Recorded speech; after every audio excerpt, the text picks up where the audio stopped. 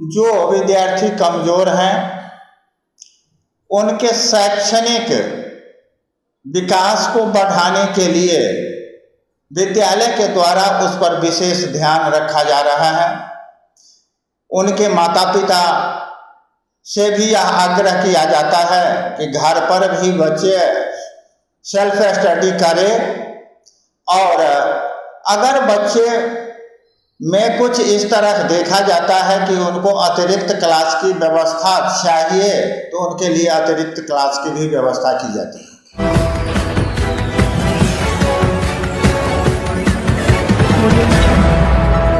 नमस्कार, बिहार मिथिला न्यूज में आपका स्वागत है। मैं मनोज।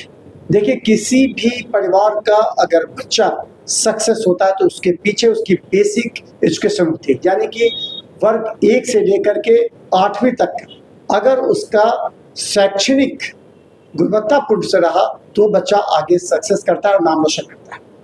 इसलिए हम बता दें कि पाटला पब्लिक स्कूल में जो इसके निर्देशक हैं डॉक्टर MM पांडे, जो मिथिला विश्वविद्यालय के पहले परीक्षा नियंत्रक रह चुके हैं, वो जानते हैं कि किस बच्चे में किस तरह की क्वालिटी डेवलप करना है। इसलिए पाटला पब्लिक स्कूल जो सैदनगर में है, उन्होंने अब प्रिंसिपल के पद को 2 भागों में बांट दिया है, एक प्रो प्रिंसिपल, एक एसोसिएटेड प्रिंसिपल।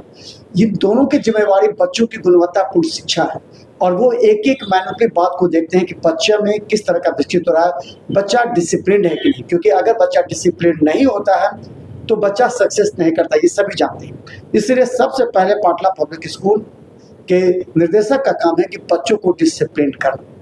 इसके बाद वहाँ कम से कम 80% बच्चे अच्छे रैंकिंग में पास होते हैं। 30% बच्चे को 50% से अधिक एवं 50% बच्चे को 80% तक अंक लाने के लिए प्रेरणा उन्हें पूरी तरह तैयार कराई जाती है। यहाँ के बच्चे कई ऐसे राष्ट्रीय परीक्षाओं में सफल हो चुके हैं, नेतरहाट हो या फिर सैनिक हो, या कई तरह के परीक्षा में, नवोदय हो, इसमें सक्सेस हो चुके हैं। देखिए किस तरह बच्चों के स्मार्ट क्लास के जरिए, खेलकूद के जरिए उनके मनोबल को, उनके मानसिक स्थिति को विकसित किया जाता है। Umesh Prasad Thakur, principal, Patla public academy, Saidnagar, Laheriasarai, Darbhanga. अगर हम अपने विद्यालय की विशेषता के संदर्भ में बतावें तो मेरा विद्यालय शांत एवं सुरक्षित वातावरण में अवस्थित है। शहर में होते हुए भी एकदम शांत वातावरण में अवस्थित है। और विद्यालय के लिए सबसे बड़ी विशेषता यह है कि हमारे यहाँ जितने शिक्षक हैं उनमें लगभग 80% शिक्षक वैसे हैं जो लगातार इस विद्यालय में 15 वर्षों से सेवा देते आ रहे हैं, और उनकी सेवा से मैं संतुष्ट हूँ। और लगता है कि बच्चे को सर्वांगीण विकास के लिए उनका यह अनुभव सार्थक सिद्ध हो रहा है। दूसरा सवाल है कि इस वर्ष विद्यालय का परीक्षा परिणाम कैसा रहा? अगर हम अपने विद्यालय के परीक्षा परिणाम की चर्चा करें तो मेरे विद्यालय में 50% बच्चे 90% प्लस मार्क्स लाते हैं, और 20% बच्चे 80% मार्क्स लाते हैं, और 30% बच्चे बिलो 80% लाते हैं, जिनका मार्क्स परसेंटेज 50+ ही होता है। अगला क्वेश्चन है कि विद्यालय में गुणवत्तापूर्ण शिक्षा सुनिश्चित करने के लिए क्या क्या प्रयास किए जाते हैं? अब विद्यालय में बच्चों के सर्वांगीण विकास के लिए विद्यालय हर समय प्रयासरत है।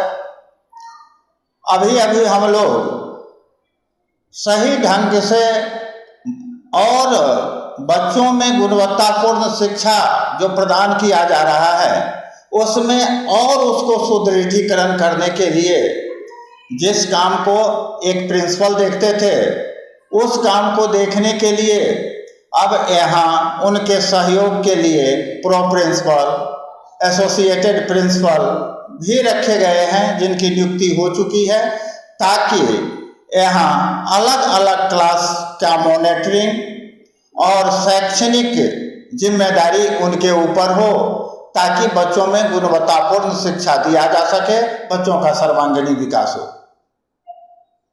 सर अगला क्वेश्चन है कि विद्यालय में अनुशासन बनाए रखने के लिए क्या व्यवस्था है? विद्यालय में अनुशासन व्यवस्था को बनाए रखने के लिए हम लोग बहुत सारी बातों पर ध्यान देते हैं।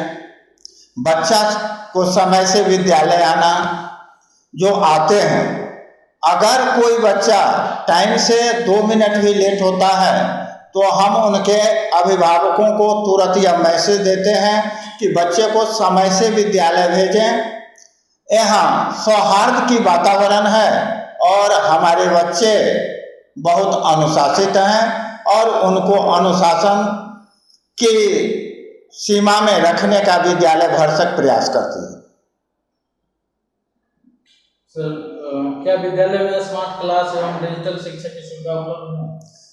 विद्यालय में स्मार्ट क्लास के लिए डिजिटल बोर्ड है और जूनियर क्लास के बच्चों को शिक्षा प्रदान करने के लिए भी डिजिटल बोर्ड का प्रयोग किया जा रहा है और भविष्य में यह योजना है कि हम सारे क्लास में डिजिटल बोर्ड उपलब्ध कराने जा रहे हैं। जी सर, विद्यालय की सुरक्षा के लिए विद्यालय में क्या क्या प्रबंध किए गए हैं? विद्यालय में विद्यार्थियों की सुरक्षा के लिए मुख्य रूप से तो जो विद्यालय का भवन है वह अभी नया भवन है। यहाँ विद्यालय में अग्निशामक यंत्र लगाए गए हैं। बच्चों को पीने के लिए आरओ वाटर की व्यवस्था की गई है। छोटे और कमजोर बच्चे को फर्स्ट फ्लोर और सेकंड फ्लोर पर जो उनका क्लास चलता है उनको सीढ़ी से चढ़ने में परेशानी न हो, इसके लिए लिफ्ट की व्यवस्था भी की गई है। सर कमजोर एवं पिछड़े विद्यार्थियों के लिए क्या विशेष व्यवस्था की गई? जो विद्यार्थी कमजोर हैं उनके शैक्षणिक विकास को बढ़ाने के लिए विद्यालय के द्वारा उस पर विशेष ध्यान रखा जा रहा है। उनके माता पिता से भी यह आग्रह किया जाता है कि घर पर भी बच्चे सेल्फ स्टडी करें और अगर बच्चे में कुछ इस तरह देखा जाता है कि उनको अतिरिक्त क्लास की व्यवस्था चाहिए तो उनके लिए अतिरिक्त क्लास की भी व्यवस्था की जाती है, जो स्कूल आवर के बाद होता है। सर विद्यालय में शिक्षकों की गुणवत्ता एवं प्रशिक्षण के लिए क्या कदम उठाया जाता है?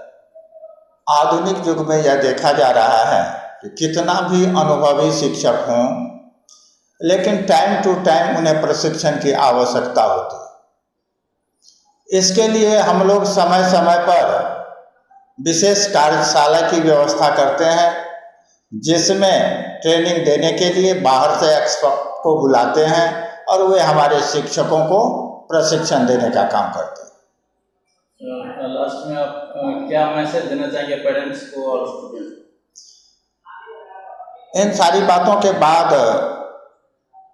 हम अभिभावकों से यह आग्रह करेंगे, विद्यार्थियों से यह आग्रह करेंगे कि सबसे पहले अभिभावक अपने बच्चों पर ध्यान दें, बच्चे के साफ सफाई पर ध्यान दें, बच्चे को नियमित स्कूल भेजने पर ध्यान दें, बच्चे को घर पर सेल्फ स्टडी करावें और यहाँ हम विद्यार्थी से भी यह आग्रह करेंगे कि विद्यार्थी एक तपस्वी है और वह जिस तरह एकाग्रचित होकर के तपस्या करेगा तो भगवान रूपी ज्ञान उन्हीं विद्यार्थी को मिलेगा।